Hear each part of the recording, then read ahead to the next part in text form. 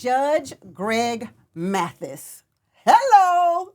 Hey, how you doing? I'm doing fine. I'm doing fine, Judge. Doing fine. I'm happy to have you here. So I'm starting off the show happy That's because right. I've watched you for so many years, Thank you, Judge. thank you. And congratulations on everything that you've done in the community, for the community, but also allowing us to see a real black man on that judge's stand, calling it like it is. Yeah. So we love that about you. So thank you for that. What mood are you in today, Judge? Well, I'm aspirational mood, I like that. which is typically the case with me. I look forward to things that we can work on in our community together to move us forward and continue to resist things that would otherwise bring us harm and otherwise deny us equal opportunity, equal access, and etc. So Yeah. I'm aspirational about that. That's good. Yeah. Does the future look bleak or does the future look good as you aspire to continue the progress of It our looks people? good. It looks good. Yeah. And I'll say that because there's some other roadmaps to our empowerment. Yeah. And I think if we turn that direction, see, I've always, and we'll talk about that, I'm sure, I've always taken defeat in a way that empowers me to do other things. Yeah. I've always flipped the script on everything that came at me. Well, God has flipped the script Yeah. on everything that came my way. So I'm doing that now. I spoke with a congressman yesterday, Jonathan Jackson, Reverend Jackson's son, and we're talking about doing an initiative in Congress that involves diversity, something that the Republicans can't resist, and that is diversity, DMI, diversity, merit, and inclusion. Since that's their thing. Ooh. We want merit. We want merit. Yes, diversity, merit. Yeah. Those that And have the inclusion. merit that are diverse, let's include them. Yes. And for example, that's what happens in athletics. You have the Rooney Rules, what they call it in Pittsburgh, where they require the teams to interview people of color, but they don't require them to hire them. Yeah. But they're going to hire them if they want to win that Super Bowl. Yeah. And they recognize that we have that talent. In fact, that may be part of the problem. We take over everything that we're allowed in. We don't half-ass nothing, that's for sure. Yeah, I mean, and in athletics, the way, because it works so well, because there's only one ball, 2 goals at each end, and no boss to discriminate against you, no changing of the rules. The rules stay the same, and it's back and forth, whoever can make it. And just coincidentally, the overwhelming majority of football and basketball is by men of color. And had they not eliminated baseball fields, and for the most part in urban America, we'd have more in the baseball. Instead, they decide they want to invest in Latin America, Central America, and Latin America to develop baseball players. I've always loved sports because sports is not subjective. Yep. There you The go. stats are the stats. There you go. The rules are the rules. There you go. You can play the game or you can't. Yep. Yeah, I love it. And that's where we're at. Access to show our merit. Yeah, I love to that. be included. Diversity, merit, inclusion. Love it. That's a They great don't go idea. for that. Go We ahead. just got to go straight at reparations. That means we just got to go. We need our 40 acres. Y'all had affirmative action. Yeah. You took that away and gave us affirmative action light. It's what I call DEI. Okay, all right. Now we're going to try one more time, give you affirmative action lighter. Okay. And if you don't go with that, we headed to the United Nations. Ooh, okay. I And like it. reparations. What color are you feeling today? I'm always black to the bone. You see, I got it off black. I talk black the first 30 seconds. I'm blackity black and I'm black. Black it to the bone. Judge, I like to start the conversation off with asking a powerful question, and that is, aside from someone who passed away in your life, what has been your worst moment in life? Aside from my mother passing away, it would be when they withheld my law license after passing the bar for nearly 3 years. What? Yeah, because of what I had done in my youth years that had been expunged, however. Right. And so they held it up anyway, these ethics committees. And then I had to take it to the Supreme Court, and I won. Aspirational. Yeah. So let's talk about the whole thing, because I want to know the whole process that you had to go. So you're in law school, you're done, you're taking the bar, you pass it with flying colors? Twice. I took second time I passed. Second time passed it. And now, because we're not lawyers and judges, Judge, so after you pass the bar, what is supposed to happen? You have to fill out an ethics committee. You have to fill out a form for the ethics bar, for the ethics committee of the bar. And if they decide they want to have hearings, they will. And they decided they want to have hearings on me. And once again, my record had been expunged. And can you explain what expunged means? Sure, and that's what many of the brothers and sisters should be seeking, and they are, and we give expungement expos, by the way, around the country. And that is having your record removed after you've gone without a conviction for 5 years. You can have one removed. If you've been a multiple offender, you can't. In my case, I was a multiple offender as a juvenile, but only one adult conviction in which was expunged. And so, when I answered the questions on the application, were you ever convicted of a crime? No, you're allowed to do that. Okay. That's what the expungement is for. Right. To take that off the record. Okay. And the law allows you to say no. So, said no. Well, folks in the legal community, many of them know I used to be a street guy. And so I'm sure, because at that point when I was had graduated and was taking the bar, I was working for the mayor of Detroit, and I was a high-profile political operative. And so people knew me. A lot of the lawyers were envious of me. Oh. And so I'm sure. When you say political operative, what exactly? I ran campaigns. Got it. Yeah. And so a lot of them were envious, and I'm sure one of them said to one of the ethics committee members that he used to be a street kid or what have you. Yeah, he's used to be this, used to be that. And so they asked for a committee hearing. First committee, they asked me about all the things I did from age like 14 to 30 at that point. Are they allowed to do that? Yeah. Oh, yeah. Oh, yeah. They can ask you what you did at age 5. Wow. Yeah, we heard you stole some candy at age 5. Somebody sent a letter in. Wow. Yeah, okay. Absolutely. And so they denied me. The first committee appealed. Second committee denied me. The final appeal denied me. So I had to go to the Supreme Court, state Supreme Court, and I won. But the basis of my win is my record was expunged. Right. So you have no right to hold it against me because it's been expunged according to the law. Right. And the state bar is an association. They're not a legal body. They don't pass laws. They can't enforce laws. Right. They're an association. They can tell you, we don't want you in our association. Right.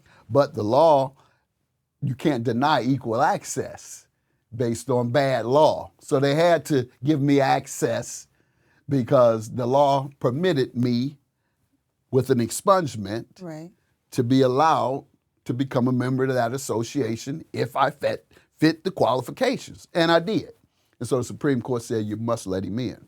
So do you go to the state Supreme Court? That's correct. Okay. Yeah. You don't have to go to the Supreme Court. No. The state Supreme Court is the ultimate body that rules associations, doctors associations, state bar associations, anywhere there's licensing. Right. The state Supreme Court has the final word. So when you hear the first time when you hear you have to go to the ethics committee, they can't give you your license, your law license, what's your thought? What are you thinking? Put that to the side. Keep moving forward. Keep working on these campaigns.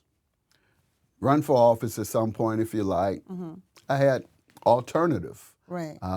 road that I was going to travel. And I was headed in that direction. Yeah, in that direction. Right. And so I just kind of set it aside. That's what I do with obstacles. I set them aside and keep moving forward and let it work itself out. When it's time to work out, and I think it can work out, I'll look back over at you then. Otherwise, I ain't got time for no problems. I ain't got time for no roadblocks. Right. I got to keep moving. I go around you. Now, if you're still there, when I look over there, okay, I'll deal with you. Boom. All right, I'll give you a minute. Now let me keep moving forward. I love it. So then, obviously, you looked over again. Yeah. You go. What is it that makes you go to the ethics committee a second time? The appeal was denied. The first was denied, so I had to go to appeal, and each one it was the same thing. Okay, so every time you went, you appealed it. That's correct. Okay. See, in my head, I'm thinking you just put it to the side, but you appeal and put it to the side. That's correct. Okay. Yeah, I don't let it penetrate my aspirations, if you will. I don't let it interfere. I don't let anything interfere with my aspirations mentally. Right. I keep going, and I take care of you when you're ripe.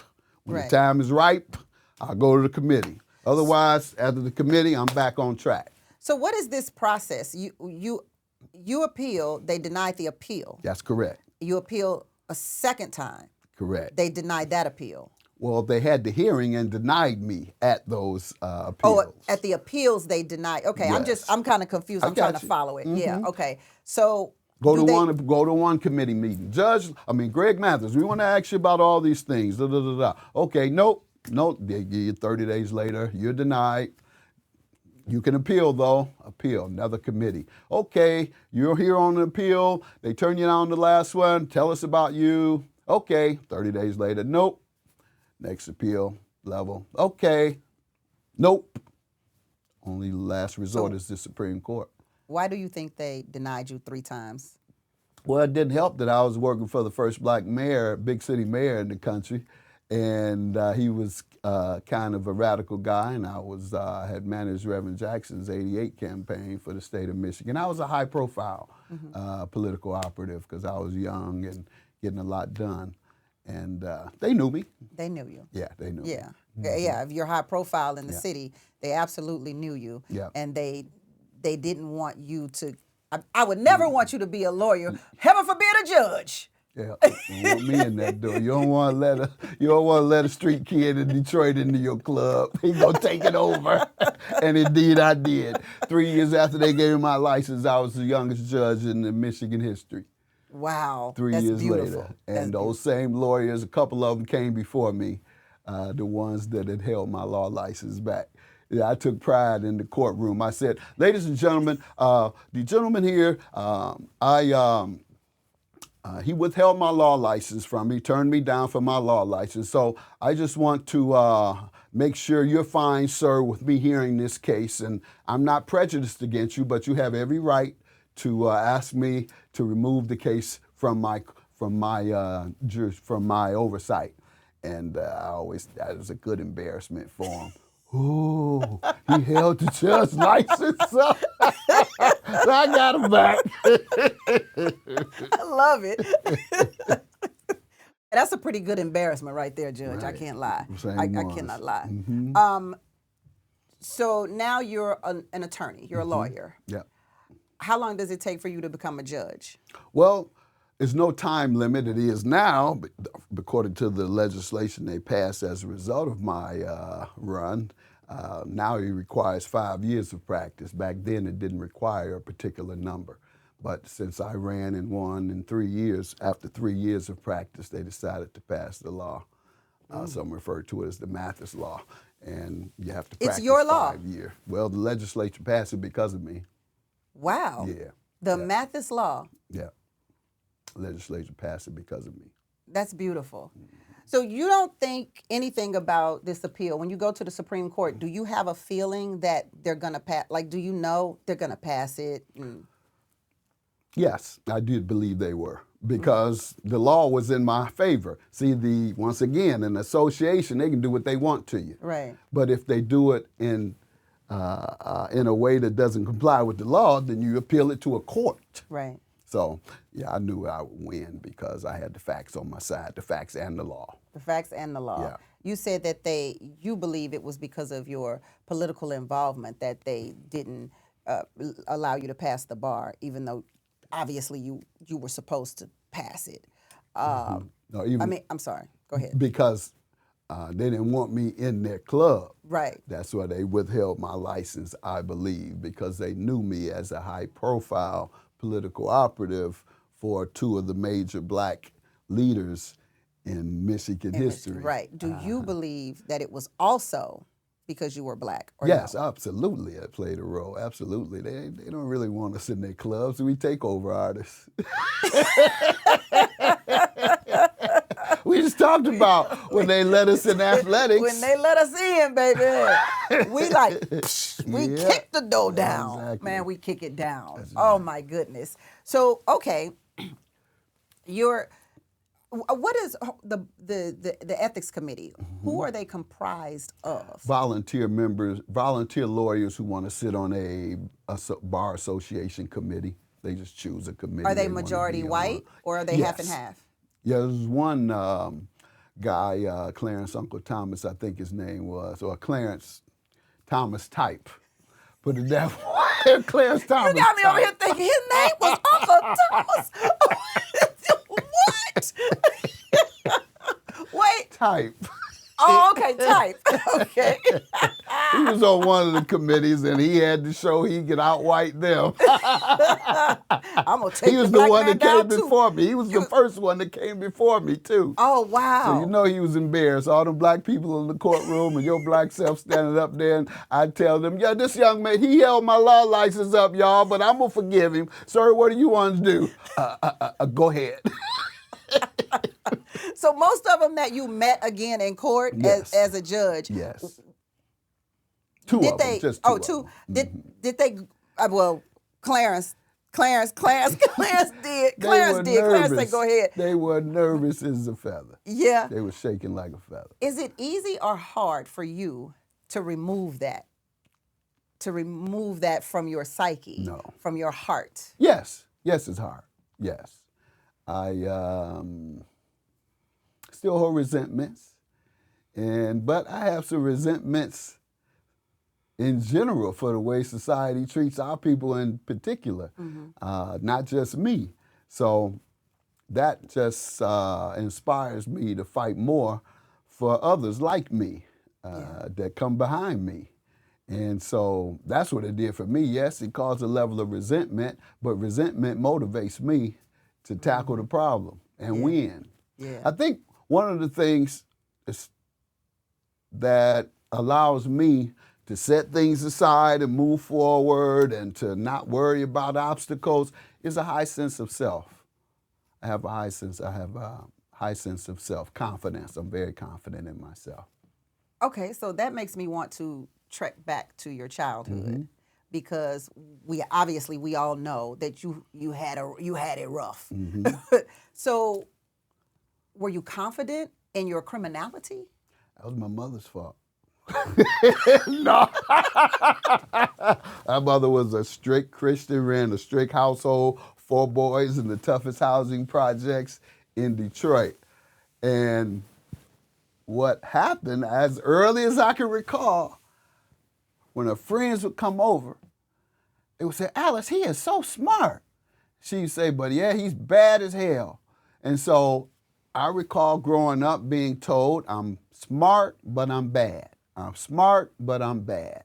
And those are the things that penetrated my mind. And I grew up feeling that way. At school, I was the baddest kid in school. But I was the smartest as well. Right. And so I lived up to those two things. And certainly the environment, of course, was predominantly the reason for my criminal ways as a kid. Right. But yeah, that confidence that my mother gave me by calling me smart all the time convinced me I was. But also the confidence by calling you bad all the time. He said you bad. That convinced me I was. That would make you think you're Teflon. I would imagine. Yeah. Yeah.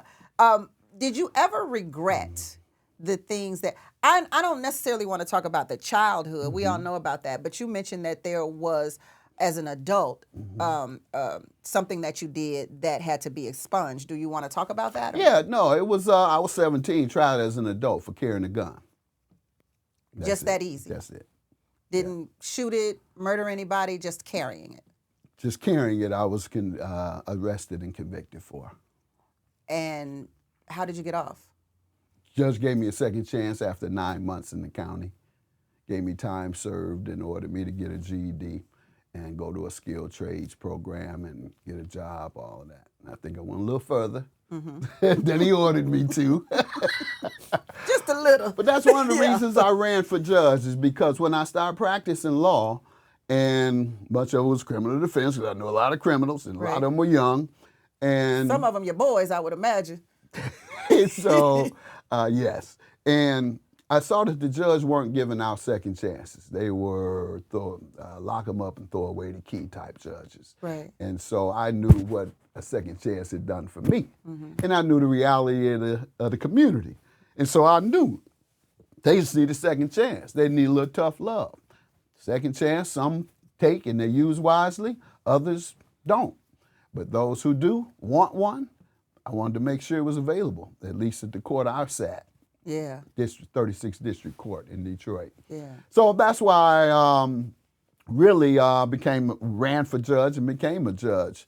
And yes, the conviction at age 17 stayed with me. Wow. Yeah. Do you think that people of other ethnicities have an easier time in a position like you were in? Other ethnicities have an easier time than everything that black folks do. Let's just make that blanket statement. Primarily because they don't have the historical vestiges that we have to deal with. Yeah. It's not only the outside that we have to deal with, it's inside here that we have to deal with as vestiges of slavery, the self-hate, which is primarily that, the division. That we have in our community. That's from 300 years of chattel slavery, where they taught us to hate each other as a form of keeping us divided so we don't come together. They broke our families up. No other families have been broken up like that for 300 years. So all of that baggage we still carry, whether we know it or not. Yeah. And as even our diet is still the vestiges of slavery. The chitlins, that's because they took the pig parts and threw them out. I don't eat in the no field. chitlins, Judge. Neither do I. I don't eat pork. I don't eat pork. Well, I do eat some you ribs. Eat little bacon? Oh, I okay, eat some ribs. I'm like, I eat a little crispy bacon. Okay, ribs. Okay, I got you, ribs. Now, you say that you take things, you toss it to the side if it's an obstacle, and you keep pressing forward. Yeah. But my first question was the worst moment of your life, and you said that it was when you were refused your license after you passed the bar. And I owed $200,000. I'm sorry, excuse me? I owed $200,000 in loans. Okay. The average black physician owes about $300. The average black lawyer owes about $150 to $200. Right, and that was all from school. Yeah, undergrad and law school. So here Did I you- am. did I owe you- $200,000. I've done everything y'all told me to do. I went to 8 years of college, passed y'all bar. I still can't get it. Yeah, but I ain't give up. I fought back. I ain't punk out. I didn't run to the corner and drink my problems away. Yeah. I ain't go to the crack house and smoke them away. I fought back. I ain't go home and beat my wife out of frustration. Right. Fought the real enemy and beat him. Were you married at the time? Yes. Oh, okay. Yeah. All right. Yeah. Yeah, it seemed like that would have been even more pressure for you, was I it? had 2 children too. Even more pressure. Yes. 2 children, a wife, and $200,000 in debt. 91, I had 4. I'm sorry, I had all 4 by 91 when I got my license. I had 4 children. $200,000 debt. That's correct. That's a lot of pressure. Yes. Yeah, that's a lot of pressure. It's sad because it would kill you otherwise. It would destroy you. It would break your spirit. I wasn't gonna let them break my spirit. I had too much confidence. Yeah. I'm gonna fight y'all. I'm gonna win. I'm gonna beat you. I just keep thinking, how I'm going to beat you. I'm going to beat you. I believe I'm going to beat you, and I'll keep thinking about it until I do. Do you know what you'll do to win, or not at the time? Not at the time. Not at the time, but I just know I will. And when it hits me, that's when I'm back on there. I'm the type, I think about I have attention deficit hyperactivity, so I'm thinking of 2 or 3 things at all times at the same time. Right. You're thinking about a lot of stuff right now. There's no question about it. You're focus right here, Judge. Focus. It's me and you. So it'll come to me while I'm thinking about something else. Right. Boom, this is what you need to do. Okay, now it's time to pay that some attention. Because something just came to me that I can do to get past this obstacle. Otherwise, let me keep creating more opportunity for myself. I deal with the obstacle when I can. Right. In the meantime, I'm too busy moving forward. Now, if something comes to me on how to deal with that obstacle, then I'll turn my attention there. So how are you taking care of your family at this time? What are you doing? I'm working full-time. In the political realm, full-time? Yes, I work full-time for the mayor in addition to running campaigns. Does it keep you away from the family a lot, all this working and trying to, because I think a lot of men, especially black men, they want to provide so much, that they overwork themselves to get somewhere. Where is that somewhere that you're trying to get? Well, see, with me, it was a commitment more so than a career. Having come where I come from and learning the dynamics of all that and concluding that it's based primarily on racism and rejection and denial of equal opportunity, I said, well, that's what I want to do to change. I got to college and I had never seen middle-class families, really. Black families in particular, till I got to college. Yeah. And I was like, wow, you got black people living like this? How y'all get this? How y'all the Cosbys? Right. Or was it the Huxtables? Yeah. And so by the second, third year, I was in sociology. I said, oh, this is how this happens. Economic deprivation, poverty, the wage differences, the education gap, et cetera, et cetera. And so that made a commitment, that gave me the commitment to want to change that. That's been my sole, since my second year in college, that's been my sole objective in life, is to try and change the conditions for black people. Have you? I think people say I have. What do you think? I think I have based on the responses that I get, but I'll let others decide whether I want to know about the judge thing now. No, you get to pat yourself on the back when you do right. You know what I mean? Yeah. Like you get to do that. And with all that confidence you got, I know you've done it. So there's that.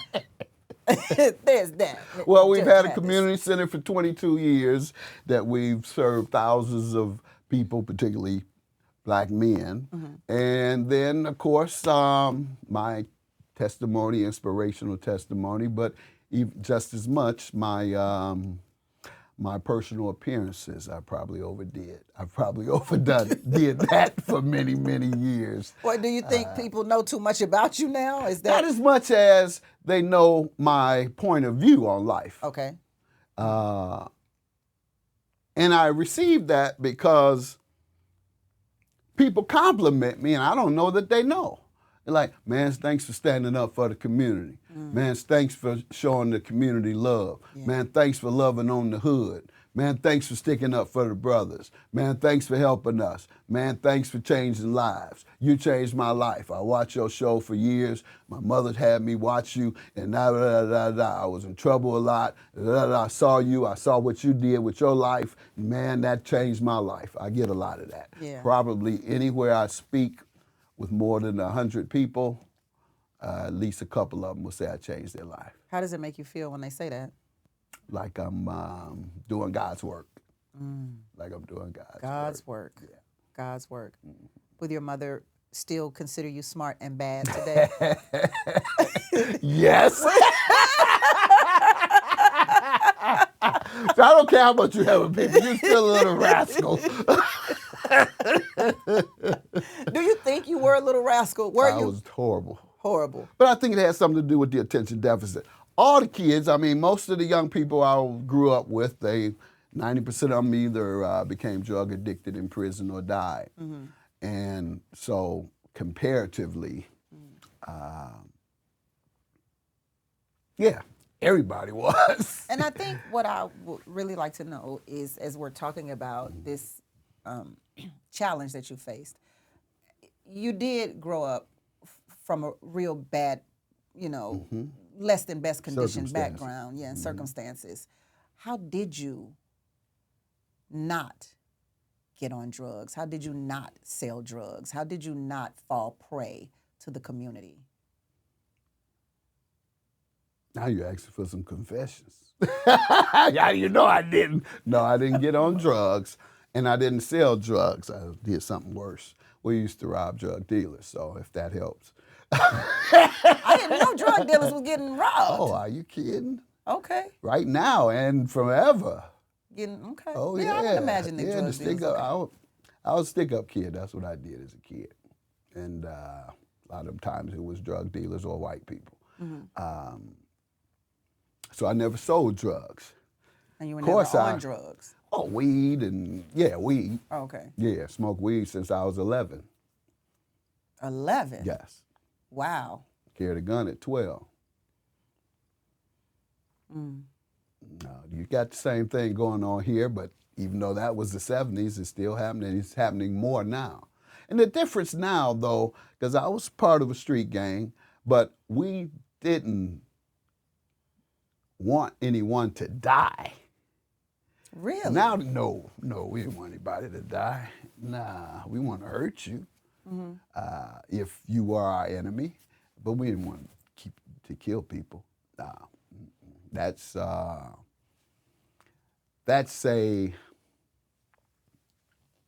later phenomenon, for lack of a better term. Right. Now these kids, they go to prison and you're only as tough as the people you've killed. They have they sit up now, street kids, and say, "Yeah, he ain't bagging your masculinity is based on how many people you've killed." That's deep in the hood. That's the street gang members, etc. He ain't bagged nobody. He ain't tough. He ain't bagged but 3 people. I bagged 10 people. That's how they talk now, right now. When you go to the prisons, do you ever feel intimidated? Not at all. I feel like I'm connected to people who love me and that I love. I always get a standing ovation when I speak at a prison. I'm sure the only judge ever. So you never get the, oh man, you big time now. You making money now. You a judge and everything. You can't relate to my. Because when I walk in, I'm relating to them. I talk slicker than them. I know the modern game better than they do, and I ain't in the game. Right. So if I come in, I say, Detroit, we got to say, and I don't say this all the time, but we get, what up, though? So I walk into a prison or something, what up, though? You good, baby? Bup. Oh, the judge, that's my man. He kicked the game.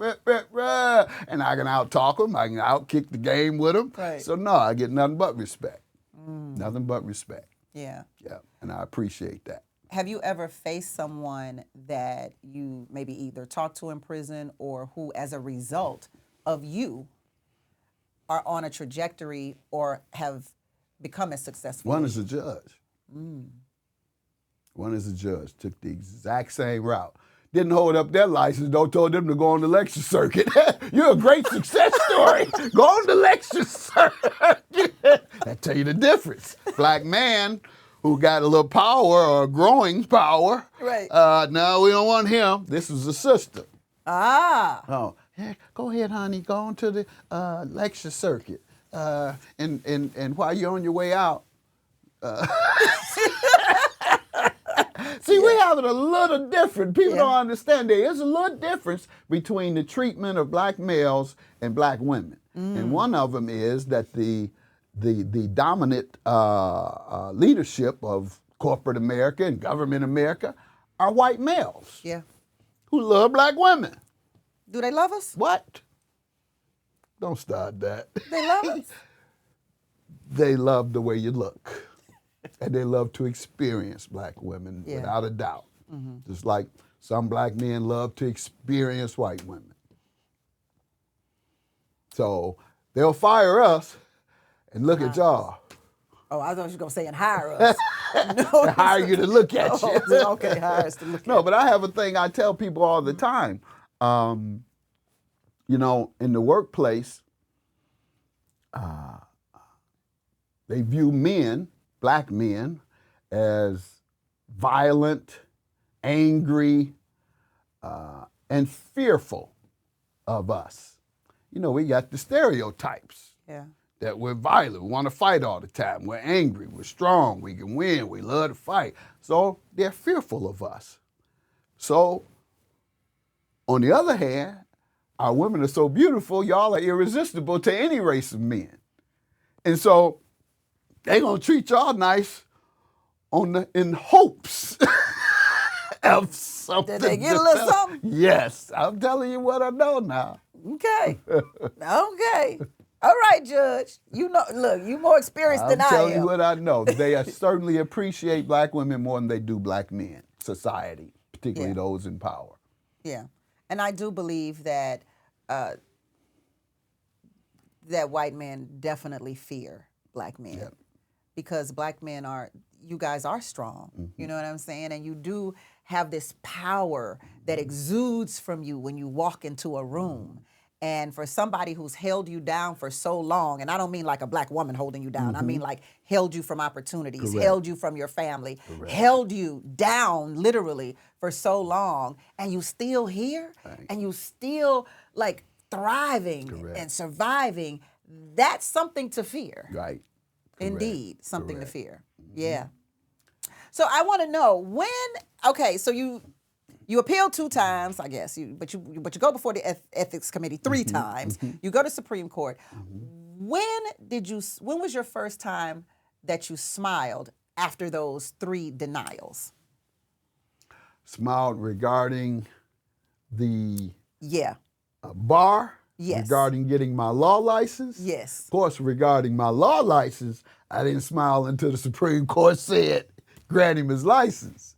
But outside of that, I was smiling every day, moving forward, because every day, and this is what I advise people as well, take every win that you can get every day. You can win every day in some way, any measure of progress. Like I had, say, a stack of papers on my desk today. Well, I went through all of them, finished it up, and so I said, I won today. I was a success today. Hopefully I'm a success tomorrow. Right. Meaning finishing up some of the objectives I have for tomorrow. Right. So that's how I kind of take wins. So I smiled this evening. Before coming here, I smiled. I said, I done got a lot of work done. And now I'm going to be with Tammi Mac. I'm going to really be smiling. And so that's how I look at life. I smile every time I make an accomplishment, and I make an accomplishment at least a few times a week. Okay, a few times a week. Yes. But you say every day. Find something every day. Find something every day. Something every day. Try to, but you know. When do you remember the feeling when the Supreme Court said you won? Do you remember that feeling? Like, did you jump? Did you scream or do a little fist pump? Like, do you remember? Fist pump saying I beat y'all asses. It's all about winning and losing with me. When there's somebody standing in the way. Right, it's about, I got to find a way to beat you. Yeah. Because I got to win. This is nothing but win or lose. I got to win. And I'm going to find a way to win. I've lost before. Of course. Well, in order to win, sometimes you got to lose. There you go. Yeah. Did you come in contact with any of them outside of those 2 times when they came into your courtroom? No. Never had to face them ever again? No. Would you ever become a part of an ethics committee?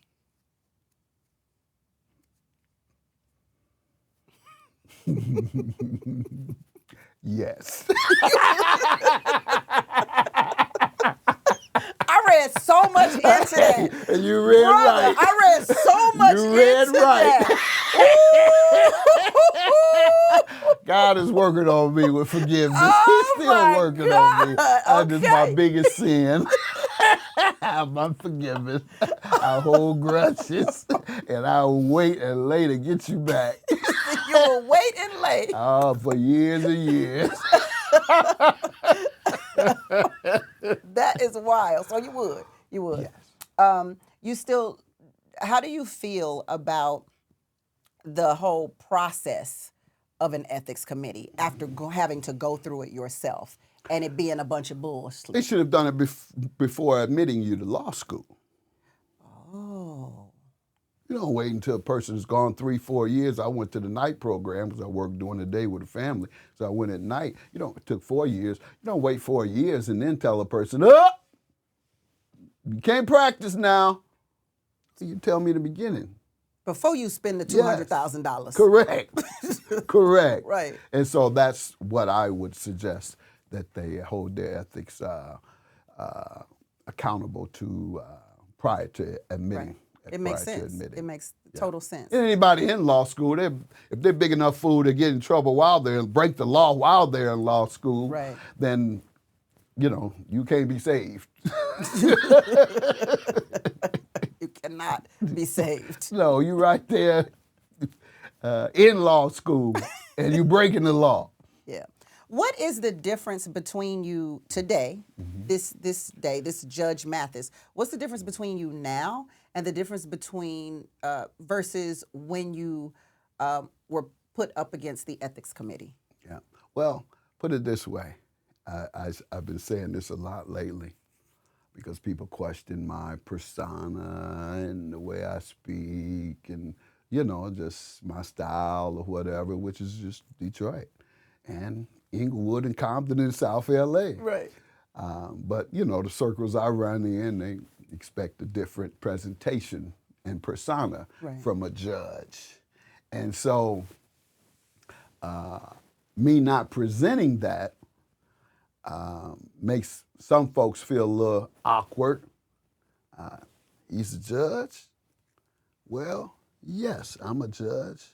But I'm the same. This is what I've been saying. I'm the same person I was as a kid. Only difference is I'm not a criminal. Same person. I affiliate with the same people primarily when they come out of prison or get off crack, or I help them go to rehab or what have you. I deal with the same people. Right. 90% of my friendships go back 50 years. Right. 40 at the minimum. But you can't be the same person. There's no way you're the same person, Judge. Personality-wise and point of view, maybe that became in college, point of view changed. So I'm the same person I was when I graduated from college. That's probably a better way to put it. Because when I graduated from college, I still kept my associations. They are still there. Right. And I'm able to access them to make a difference. Let me give you a good example there. BMF, I'm sure you know the series. Those guys grew up in Mafia Detroit. Family. Yeah. So my guys were involved with them back in the day. Well, and I knew them. So when Southwest T, the first one to come home a couple years ago, during COVID, got a home COVID release, that was when Biden was running. So I called him and said, man, let me come see you. Tell my nephew, I'm going over to see Southwest T. I'll tell you that story. I go over. Hey, man, kick the game. He got his guy, his goons are there with him, and we in the backyard kicking it. I'm relatable because I'm the same person that I've always been. Hey, you still cool. So I say, man, let's take a picture and post it asking young brothers to get out and vote. Okay. Posted it. Within 3 days, he had 352,000 likes. I've never had that. Maybe I have 1 million when I cried over a young man, and another time, a couple 100,000, but in 3 days, he had 352,000. That's the type of influence he has. Wow. So that's what I have to access. Yeah. Big Meech, his brother, just got out. Yeah. They're giving the biggest concert ever in Miami for him, a benefit concert, a welcome home for Big Meech. You got all the big stars on the show. Big baby, little baby, young baby, old baby, baby, baby, baby. Yeah, every little hip hop artist of any measure is performing for free. Right. That's the influence these guys have. Right. So I have to be able to relate to them, to access their influence, to help those who I care about. Yeah. I'll give you that example again. That day when I was going to see him, my little nephew was there. He was going to drive me to Chicago the next day. I said, I'm thinking I'm impressing him. I said, yeah, you're going to drive over to Chicago tomorrow, see Jesse Jackson. I'll let you meet him. Oh, okay.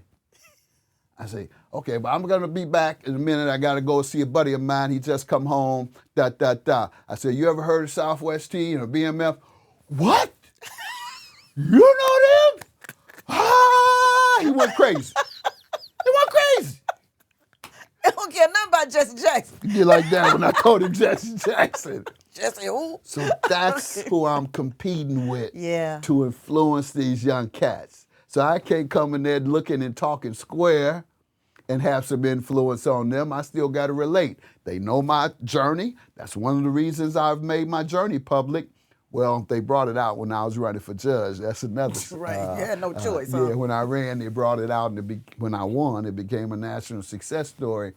Former street gang member becomes youngest judge in Michigan history 15 years after leaving jail. Hollywood started calling. That's how I ended up being on television. That success story, remember what I said? They hold me back. I turned, God flips it. Ooh, you flipped it. He flips it. Flip them birds. Now you showing. Now you showing you know something about this. I wasn't trying to take me back to mine. So you tying them up on the way. Right. Tying it to the leg going through the airport. No. But yeah, that's why I have to maintain, and that's who I am. Yeah. But I'm not changing who I am because it's beneficial to others. My story, my journey.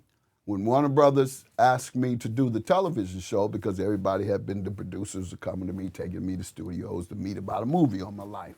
So when Warner Brothers offered the Judge show, I said, well, because the main thing with the movie was inspirational. Once again, they don't give you a lot of money for movie rights, particularly at that point. I think they were talking I'd get a couple $100,000 for the movie rights, and that's it. Right. People would see the inspirational story. I was cool with that. I wanted, now that the media has disclosed it, I'm going to flip it and make it inspirational for other street youth. Right. So that was the whole program. So I told them, please, at the beginning of every show, I need you to show my journey.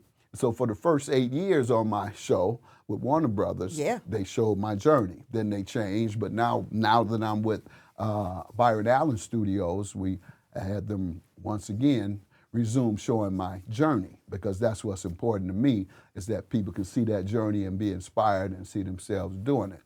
And so it was the ability to influence people that I care about that mattered most to me and still matters most to me. And that's why I have to be relatable to these cats. I'm competing with some guys. I'm competing with drug kingpins, hip-hop artists, athletes in the club throwing up tens of thousands at the strip club. Those are the guys I'm competing with, because they have the minds of our youth. They have our youth. They have our men in our youth mind. That's who has their mind. Yeah. They're not listening to. I've aged out, I tell people. So now I got to go to the other youngins and get them to instill some knowledge and influence, because, you know, I'm 65 now, Judge. We were listening to you 25 years ago. Yeah, you were 35 then. Right. But yeah, nah. You done doubled up now. Right. Yeah. So. I tell people all the time on the radio when we're having discussions, I'm like, when people hold you back, it only makes you stronger. Yeah.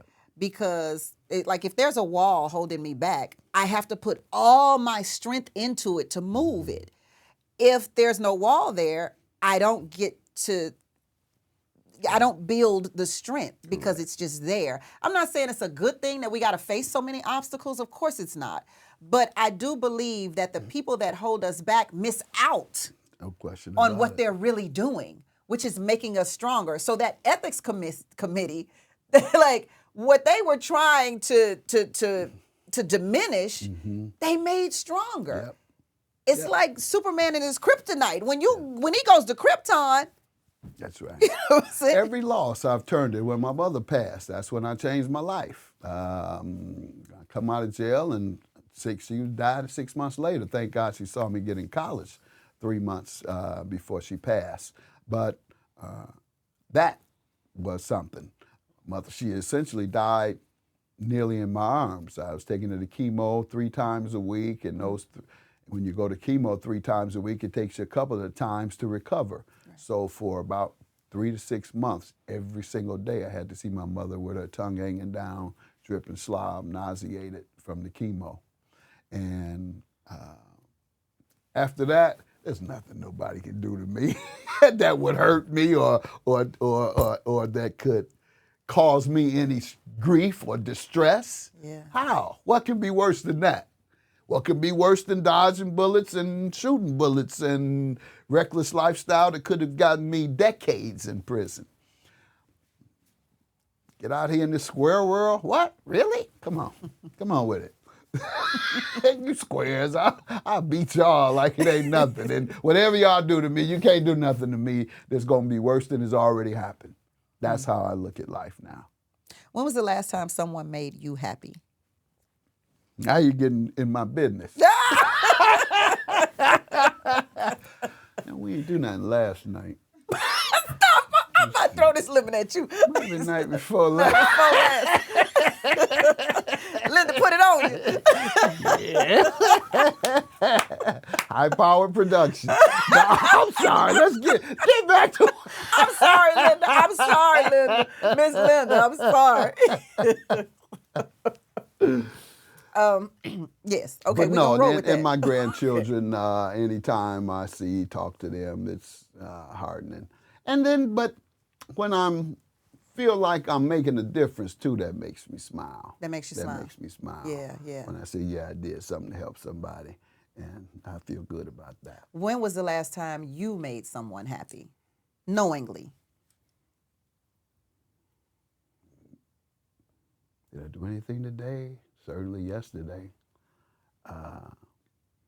We have a men's mentorship program at the Mathis Community Center. So I had one of the Detroit Piston players, come over and gave out jerseys to all the young men. And I wasn't there, but just warmed my heart. Yeah, you definitely made them happy. How excited they were to have it. Oh, yeah. That's great. Those type of things. Judge Mathis, what's your happy meal? Southern cuisine. Specifically what, like baked chicken, greens? Yeah, it can be fried too. Candy yams, greens. Okay. And some sort of poultry or fish. Okay. What is your happy show? The show radio is Tammi Mac. Radio. Why, thank you. Thank you very much. If we're talking television, it's so hard to stick with one show now. They have so many things coming on. You watch 2 episodes of one, and then you hear about something, you take a look. So I'll just go with specific documentaries I've seen, and that is Luther's. Luther Vandross. Yes. Never Too Much. Yes. That was a good documentary. It was good. And it was tastefully done, too. Yes. I appreciate how it wasn't so slanderous. Correct. Yeah, but you still got the essence of who Luther was, and that was a really good documentary. Absolutely. Touching. Your happy place? On the water. Underwater? On the water. Oh, on the water. You have a yacht, Judge? I'm not going to get in here talking about what I got. I ain't going to have these people saying the judge is in there big time. Just talking about he got a beach house in Malibu and a boat. So no, I'm not saying any of that. Okay. Hey, it's your world. I have nice places to go in the sun when it's time to look at the water. And the sun is everywhere. Yes. Okay. Who's your happy homie? Buddies from who I came up with. You need one? Okay, one. story behind him. We were in the streets together. He went to prison for 4 years. When he came out, I had just graduated from college. By the way, I started a youth agency abutting on the street that abuts the housing projects I grew up in. Time I came back, I went from college. I went to a local church on the street that abutted the projects, asked if I could use their basement at first Saturday of every month to have career development workshops.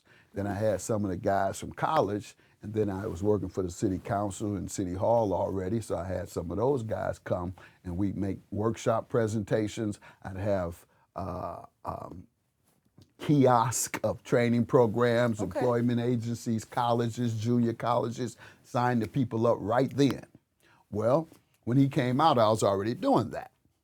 So I took him, and he came and said, I want to clean my life up. I want to change my life. So that's what he did. He came and he began to even volunteer.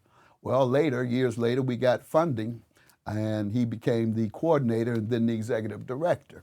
Then he left there, still didn't even have a GED, people who hired him. He left there and began working in campaigns with me. When we won one of the city council campaigns, he started working for the councilwoman. Within 5 years, he was one of the top 5 executives at the county, political director at the for the county executive. Wow. And so that brought a lot of joy to me, and he's my best friend still. And he ran my campaign. How about that? Yeah. I met him when he came out of jail at the gates, took him. So he ran your campaign to judgeship. That's correct. That's all right. And y'all still rolling. That's your happy friend. homie. Best of friends. All right. And finally, your happy song. Because I know you listen to the radio. Mm-hmm. What's your happy song? Take your time. Think about it.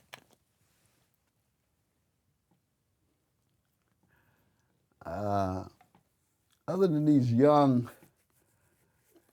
girls, it would have to be hip hop. You know, the not Sexy Red. She's a little too much for me. Cardi B, Megan Stallion. Yeah, I go with Megan Stallion and Cardi B. Glorilla. Yeah, Glorilla. You like Glorilla? Yeah. Get them, Glow. Yeah. So aside from them, I got to go with our R&B days, you know. And then there's another brother who sings. Lord have mercy, I can't remember his name. He's I'll think of his name before. I'm old. Can't remember much. You remember a lot. Or I might smoke my brain cells away. They say childhood, adolescent weed hurts your brain years later. And I can testify to that. But so, you don't remember the song? Maybe I could think of who the artist is. No. But other than that, I got to listen to me some Luther. Mm-hmm. Like that Luther. Yeah. You know, and we're Smokey. playing a new song by Luther called Michelle. I don't know if you've heard it. We have there's new music. Okay. Luther, apparently, obviously, before he passed, he redid a song by the Beatles called Michelle. And a portion of that song is used in Slick Rick Dougie Fresh's, one of their hip-hop songs. They took a sample. And Luther remade it, and it is climbing up the charts right now. Really? Yeah, call Michelle. So check that out. Check Michelle out. Judge Mathis, thank you so much for being on Happy.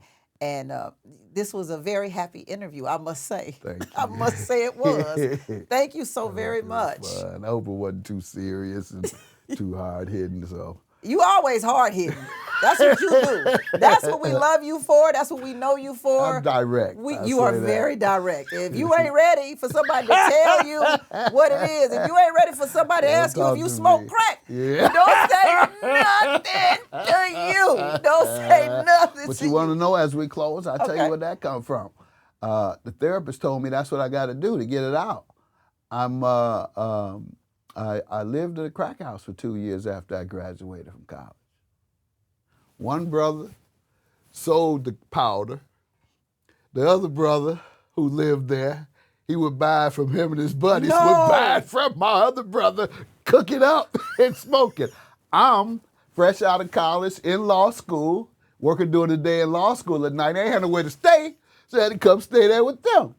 So Fortunately, I left every morning at 8 a.m. to go to work, then come back until 11 after law school and after studying in the law library. But between 11 p.m. when I come home, I'm stepping over cats and they digging in the carpet looking for a rock, and there's nothing but cotton in the carpet, all the crack symbols, all the crack symptoms that you see. I saw that for 2 years straight. I don't even know. How did you study? I studied at the law library. No, I only came home at 11 p.m. Yeah, went up in the attic. I had a little room in the attic, stayed there. 11 a.m., 7 a.m., 11 p.m., 7 a.m., I'm gone. Come back again, 11 p.m. On the weekends, I was with Linda. She came back from college on the weekends, and I'd be with her all the time. But aside from that, yeah, that's what that comes from. That's what my therapist say, talk it out. Isn't that what they tell you? They tell you to talk it out. They say you got to embrace it and talk it out. So that's what So you was talking the crackheads out? What? That's therapy. It's therapy. Therapy. It's therapy. I was traumatized. That's crack trauma that I suffered for 2 years. I ain't never heard of crack trauma, Judge. That's exactly what it is. You made that up. Crack trauma. I'm crack trauma.